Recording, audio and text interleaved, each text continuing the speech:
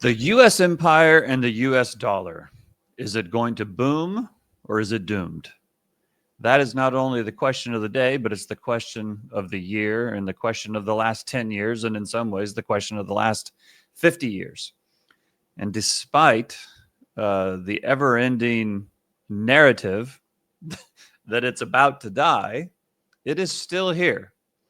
So the question is, what comes next? Because that's always the question. It's the argument that I always get is just wait.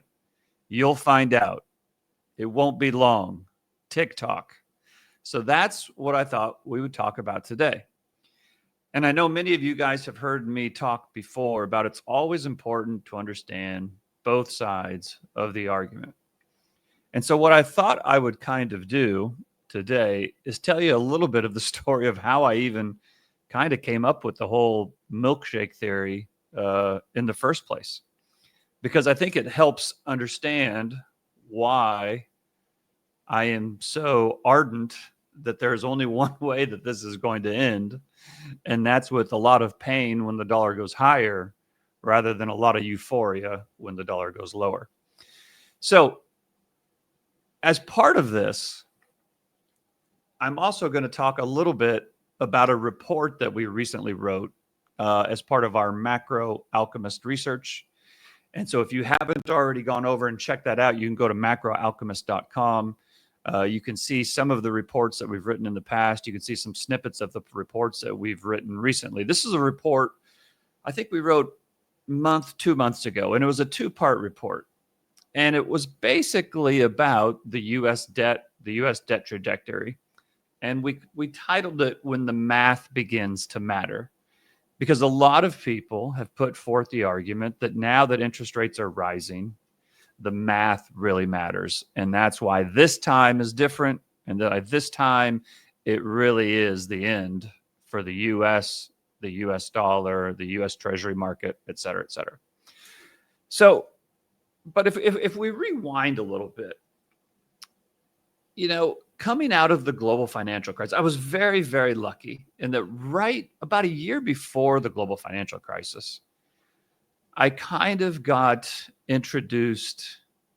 I don't know if introduced is the right way to say it, but I got introduced to the rabbit hole of the U.S. debt. That's really the only way I can think of to say it. Is I had some friends of mine who were extremely successful. I've told this part of the story before, who were extremely successful. They'd sold their company for a lot of money, and they were trying to figure out where to invest it. They weren't investing it with me, and they weren't even really investing it. They were basically just sitting in cash trying to figure out what to do. But they were smart enough to know that they didn't know what was going on. And so they just, met with a bunch of people and read as much as they could.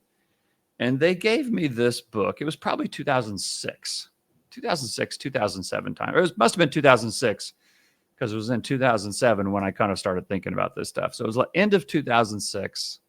I think it was for Christmas. They gave me this book called Empire of Debt. And it was written by a guy named Bill Bonner, who's kind of a legend in the newsletter space, and, very smart guy, successful guy. And, and he's one of my favorite writers. He's very, very funny. He's very smart, very sarcastic, and he's very irreverent. And so I really liked the book, and it kind of opened my ideas to some things, or my mind to some things. And I wasn't smart enough to put it all together that we were going to have a financial crisis and the banks were all going to fail. But the book helped start me on the path to kind of thinking a little bit differently and kind of doing my own research on some of this stuff. And, I had this one fateful meeting, with kind of the same people. And I came out of that meeting very disillusioned with how intelligent the lack of intelligence, I guess I should say, that my superiors had. And so I kind of started doing my own research, and this book, and then that meeting, and then these friends of mine were, kind of a big part of that journey. And so I did, the analysis on the United States rather than doing it on a company or an investment. I did it on the United States, and I came to the conclusion this is just a disaster, right? And it's not that I was wrong. I think if I were to go back and if I were to give myself a grade on the analysis that I did, I think I did pretty good analysis on it. And I think I put in a lot of work, and I think if I was going to go back and do it again, I would look at a lot of the same things, and I would probably come to the same conclusion. And what reminded me of this today, and why I decided to talk about this today, is somebody retweeted something of mine that I had retweeted, I don't know, 2 or 3 years ago. And it basically said, if you analyze the United States in isolation, the only conclusion that you can logically come to is that this is just a disaster waiting to happen. And I kind of stand by that. But the problem is thinking that analyzing the United States in isolation is a worthwhile endeavor. And it's not that it isn't beneficial, because it's very beneficial to understand what is going on in the biggest market in the world, and the type of challenges that the global superpower faces. So from that perspective, it's very good. But thinking that you can come to some conclusions as to what global markets are going to do just by looking at one factor or one country, even though it is the biggest and perhaps most important country, it's just fallacious, because we don't live in just the United States. We live in a global world. We live, it's a global market. Many of the listeners, many of my clients are not even in the US, they're outside the US. And so the idea that you can just look at one market and tell what's going to happen in the world, it's insane to think that. Now, at the time, I didn't realize it. And so for years, I pounded the table that this was really bad. I was a doomer. That's probably the only way to say it, or the simplest way to say it. And I could, look at a number of factors that could prove it. And I felt really strongly about it. And then for the next 3 or 4 years, and it was kind of proven right in 2008 and 2009. But then from 2010 to 2014, it didn't go the way I thought it would go. And I thought the dollar would go down. I thought the United States would go into a big recession or depression. And I couldn't understand why the dollar was not going down. And in fact, it went up a lot in late 2014. And I finally just got tired of being wrong, to be honest. And some people may have heard me talk about this before. And so I kind of went back to the basics. And I went back and I reanalyzed everything. And I kind of came to the same conclusion. But there was one weekend I always hated working from home. And so I would go to the office to work. Whenever I had something to do, I would go to the office.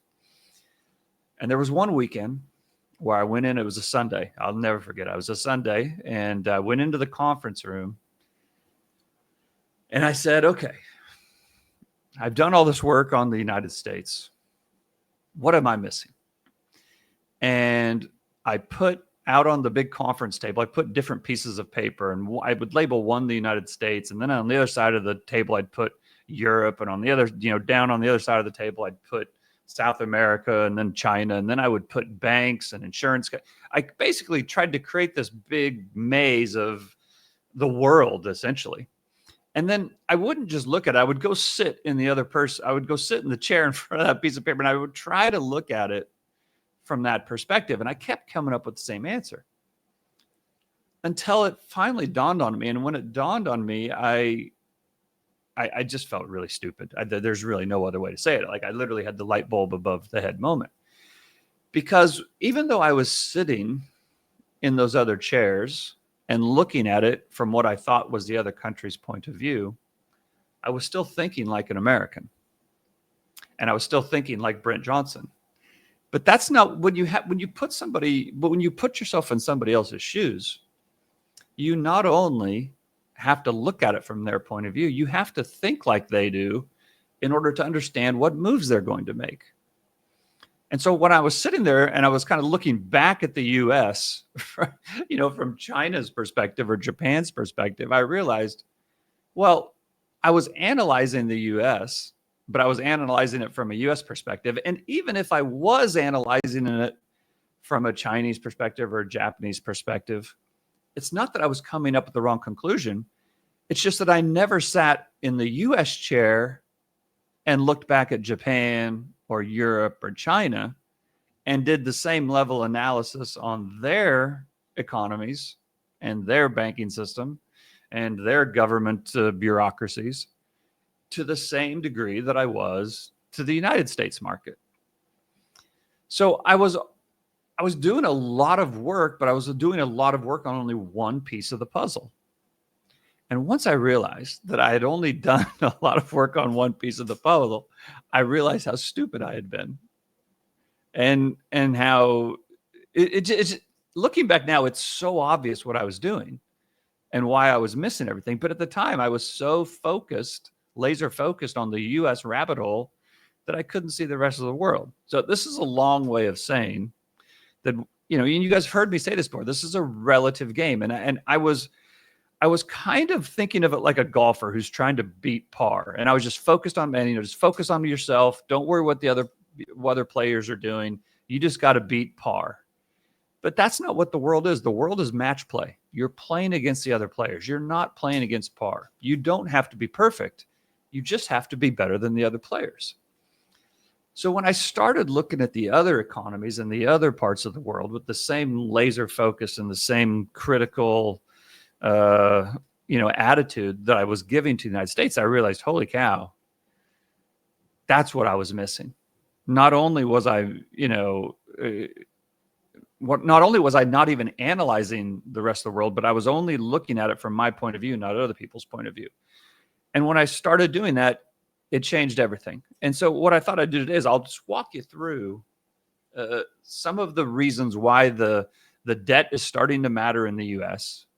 And then also, and that side of the argument. And then when we look at the other side of the argument, what that looks like and why I ultimately come to the conclusion that I come to. And so the reason, going back to what I said at the beginning, the reason this is coming up again now, even though it seems that, in my opinion, it comes up every year for the last 50, 60 years, but the reason the whole, thesis of the U.S. is really in trouble this time and why it's different this time and why it's really going to happen this time is based on 4 or 5 different factors. And the main factor is obviously debt, right? The whole world knows that the United States has $36 trillion in debt. Not only that, but the rest of the world is not buying our debt to the same degree they were 10 years ago. They've stopped buying treasuries to some extent. And when they mature, they're plowing it back into things like gold or other resources. And so there's a worry that the United States won't be able to finance its budget anymore because the rest of the world is no longer buying U.S. treasuries. So that's part of it. The other part of it is that for a long time, interest rates were either very low or zero. And so we borrowed a lot of money when the interest cost didn't really matter. But now, over the last 4 or 5 years, interest rates, 6 years, I guess they started going up in, I guess they started going up in 18 or 19, but then they went down during COVID. And then, in the last 3 or 4 years, they've gone up a lot. And now, rather than selling bonds at a 1% rate or a 2% rate, they're 4%, 4.5%, 5%. And perhaps it will go even higher than that. So that's another thing. So not only is the amount of debt now skyrocketed, and it's kind of going exponential at this point, but the interest rates associated with them are high, so high that now interest expense is the biggest single line item expense in the U.S. budget. It's even bigger than the defense budget now. And if interest rates don't go down anytime soon, and we have to keep borrowing at an increasing rate, it's just going to make the problem even worse. To make matters even worse than that, though, is there's another factor, and that's the maturity profile of a lot of the bonds that have been issued. There's a huge percentage of the debt. I think, I don't have it right in front of me, but I think it's like 60 or 70% of the outstanding debt. No, I don't think it's that. Maybe it's, no, it's not 60. I think it's like 25 or 30% of the debt outstanding comes due in the next year or two. And so not only do we have to service the debt that already exists and the interest rates have gone up, but we have to refinance a huge portion of the debt sometime in the next, year to 2 years. And we're going to have to refinance it at now higher interest rates. So the story just keeps getting worse, right? And this is very much kind of the same conclusion I came to 15, 16 years ago, 17 years ago now.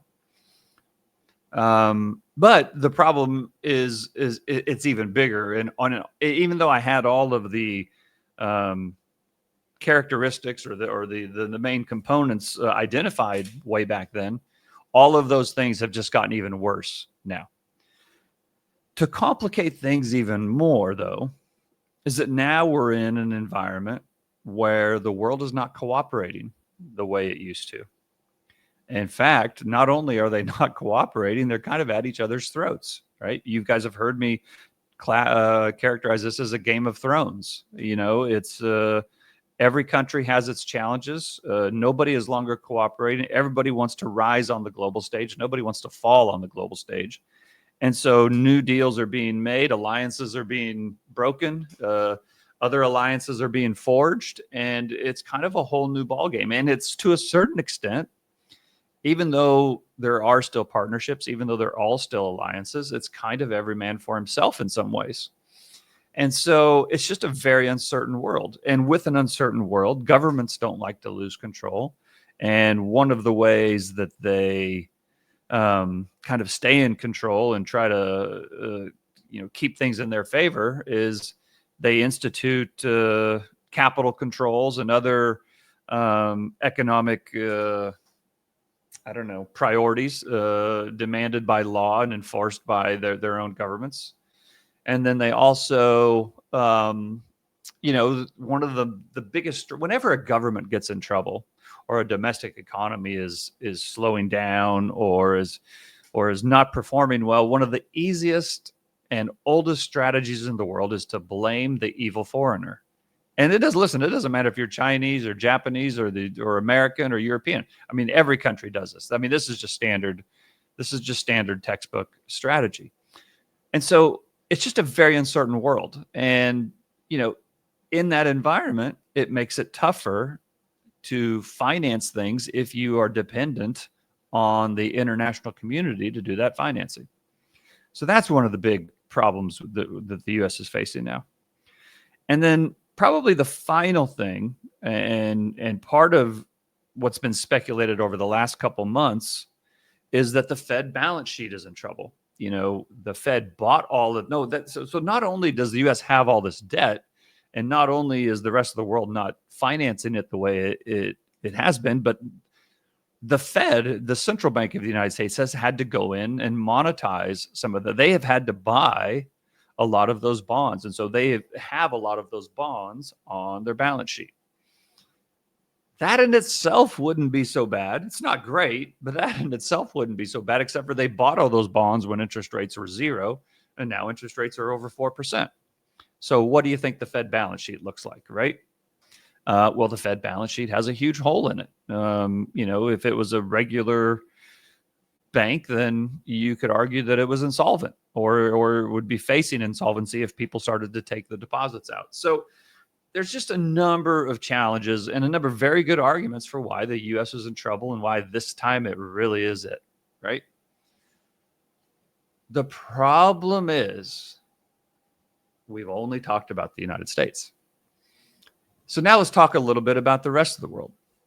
So, when I very first time I ever talked about the dollar milkshake theory, literally the very first sentence I think I said was, this is not a story that ends well. This is a story that ends very, very badly. So I'm not of the opinion that this is never going to matter. And I'm not of the opinion that the U.S. will never have a reckoning. In fact, I think there will be one. But the problem is when you start looking at the rest of the world, you realize they're going to have a reckoning too. And this is match play, right? We're not trying to beat par. We're trying to beat the other players. And so while everybody knows the United States owes $36 trillion, what they don't know, or typically don't know, is that the rest of the world not only owes all the debt in their own currencies, but they also owe $36 trillion. If you kind of add it all up, it's probably it's over 30 trillion. And if you start including off balance sheet items, then all of a sudden it starts getting into the 60 or 70 trillion area. You throw in derivatives and all this stuff, and you're in the hundreds of trillions. And this is the euro dollar market that you hear me talk about. You've heard Raoul Pal talk about the euro dollar market. You've heard Jeff Snyder talk about the euro dollar market. George Gammon talk about the euro dollar market. There is kind of a handful of people who talk about this euro dollar market because it really is the key to it all. And I didn't back, in 2006 and 7, when I was trying to figure out what was going, 2012, 13 time period, 14 time period, when I'm trying to figure everything out, I didn't even really understand what the euro dollar market was. Maybe I knew it existed, but I certainly didn't fully understand it. Didn't realize how big it was. Didn't realize how important it was.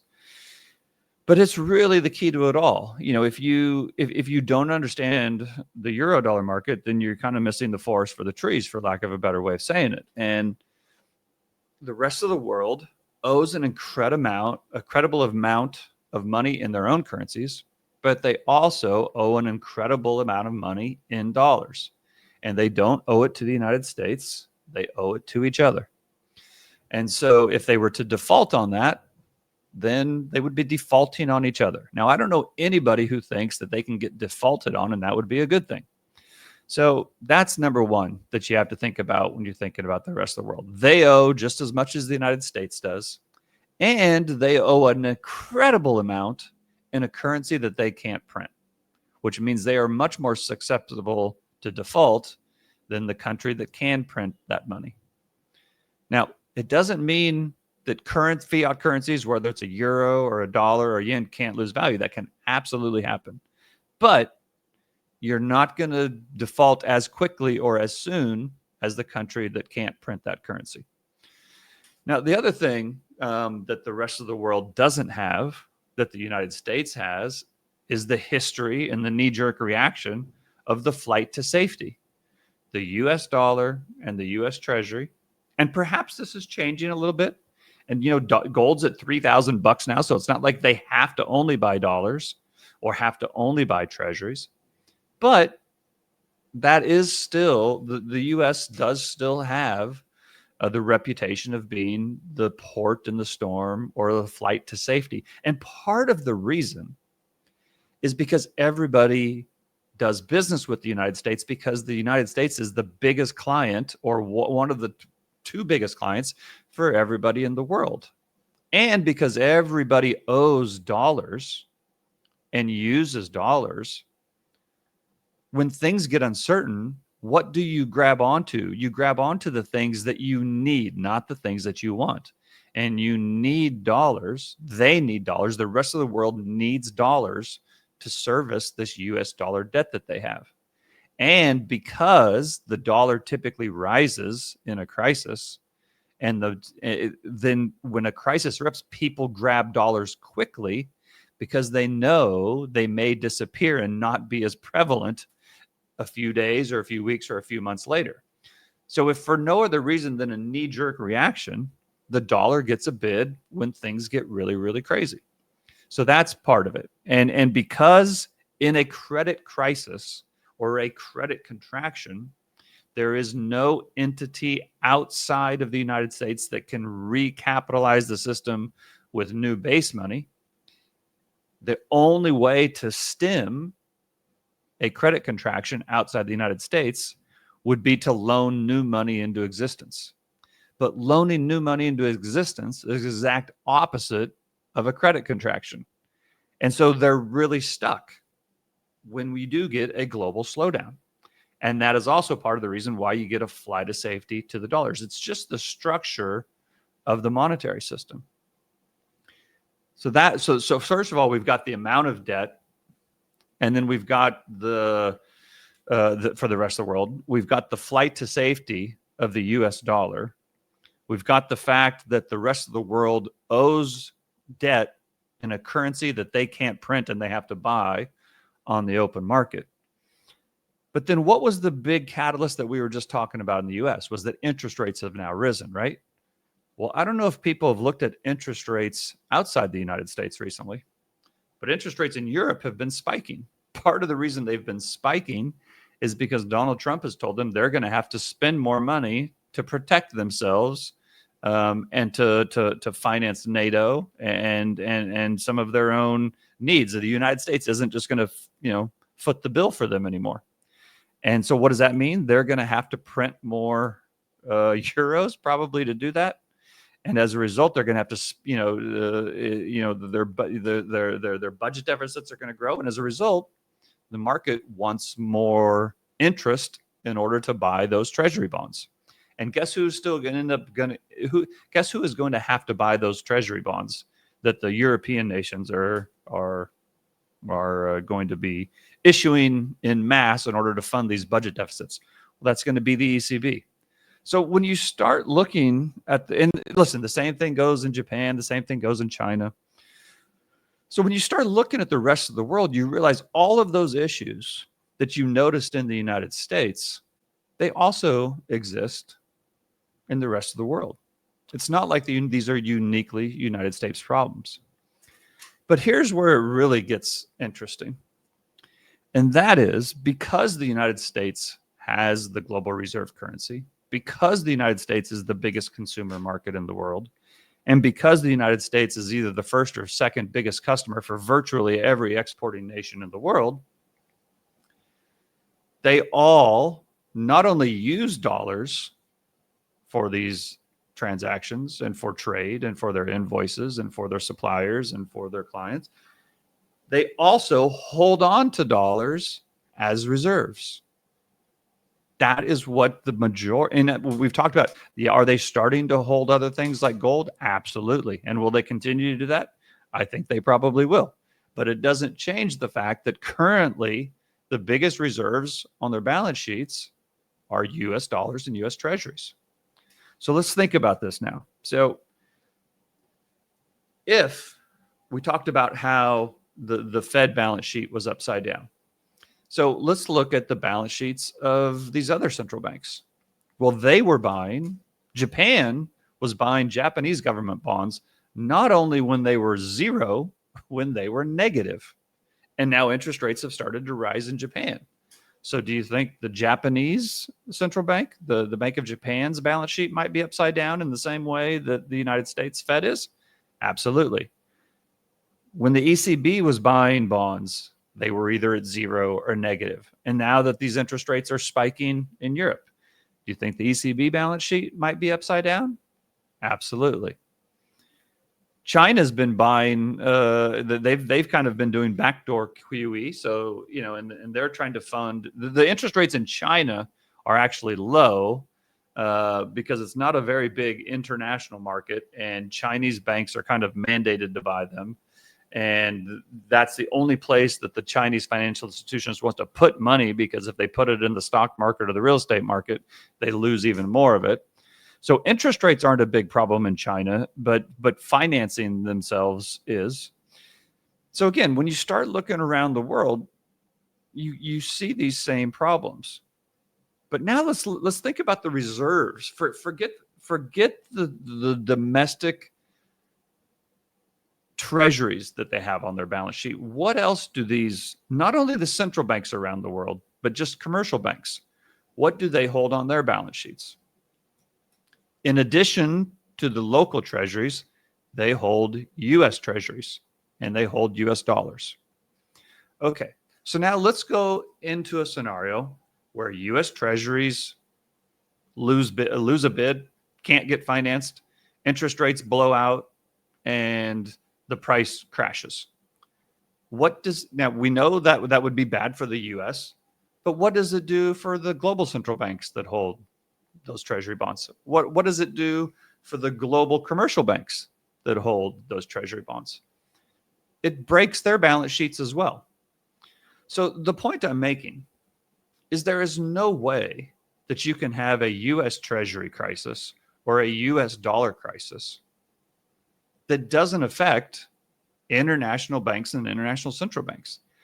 The idea that the dollar or the treasuries are going to go to zero and it's only going to hurt the United States is crazy, because US dollars and US treasuries are the most important reserves that the rest of the world has. And if anybody is saying, yeah, but these central banks and these other countries have gold, Okay, fine. I give you that. But who owns more gold than anybody? The United States. And in the last few months, where has most of the gold in the world been flowing to? To the United States. So again, if you're looking at everything equal, there's no way the US Treasury can go to zero or the US dollar can go to zero that doesn't impact these foreign central banks who hold it on their balance sheet. And the kicker is the United States doesn't hold anybody else's bonds on their balance sheet. The Fed does not go out and buy Japanese treasuries or JGBs or Italian bonds or French bonds. They don't hold a bunch of foreign currency on their balance sheet. They have a very, very, very small amount. But the US doesn't have to hold reserves because the US can just issue them. So when you think about it, the US is the one that supplies all the money to the monopoly game. And if you want to consider it a monopoly game, I won't disagree with you. But there's no way that the issuer of the currency in a global system where everybody issues the same type of currency, and when that issuer has more gold than anybody else, so if the system ever changes, they have more gold than anybody else. And in the chaos of that system, they have the biggest military in the world. And in that chaos, they have the biggest consumer market in the world. And in that chaos, they grow more food than any place else in the world. And in that chaos, they have more fresh water than anybody else in the world. And in that chaos, they're surrounded by an ocean on three sides, two, if you want to consider Alaska the Arctic Ocean. But the point is when really bad things start to happen, then global, not just economy, but geopolitical things break down, and you start getting into military action, and all kinds of bad things break out. But the U.S. is literally in the best location geographically. They print the global reserve currency if they need to do it. They hold more gold than anybody else, and they don't hold any of the other countries' reserves or bonds on their balance sheet. But no matter where else you go in the world, they do hold treasuries. They do hold dollars. They do have debt in a currency that they can't print. And so when you start to look at it from a really hardcore objective point of view of which of those countries you would want to bet on, and how could those other countries perform better than the United States if there is a U.S. Treasury crisis or a U.S. dollar crisis, it just doesn't add up. If somebody can explain to me how the U.S. dollar crashes or U.S. Treasuries crash and the rest of the world's banks and central banks don't go into crisis as a result, I would absolutely love to understand that analysis. So anyway, is the U.S. dollar doomed, or is the U.S. empire and the U.S. dollar going to boom? I don't think we're there yet. I know it's a very popular thing that this time really is it, and we're really in trouble this time. And listen, I'm not saying things are good. There's a lot of challenges, but I just don't know who else I would bet on right now if you had to do it. So anyway, that's my explanation this week. I hope this was helpful. If you want to read more about this type of stuff, this is the type of stuff that we write about on the Macro Alchemist. You can go to macroalchemist.com to get information there. We also write about this stuff on our Substack. You can go there. It's santiagocapital.substack.com. And check it out. Hopefully you like it, and keep tuning in here, and I'll keep trying to give you guys some updates. And just for the markets, we talked last week how we had just broken support on a bunch of things. We got a little bit of a bounce this week. They kind of bounced back up, and we're testing the 200-day moving averages from below. I think we're going to see some more downside in the U.S. risk markets and global risk markets. I don't know if it's going to happen right away. I don't know if we're going to go right down this week or next week, or maybe we kind of bounce a little bit for a couple of weeks and then go further down in April. But I do think it's going to continue to be very volatile. I don't think the worst is necessarily behind us in the short term. So anyway, stay safe, keep your eyes open, and hope you guys have a great week.